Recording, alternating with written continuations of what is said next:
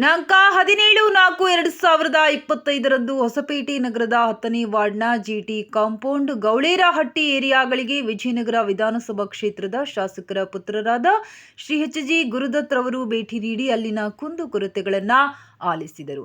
ಸದರಿ ಸಮಸ್ಯೆಗಳ ಬಗ್ಗೆ ಅತಿ ಶೀಘ್ರದಲ್ಲೇ ಬಗೆಹರಿಸುವುದಾಗಿ ತಿಳಿಸಿದರು.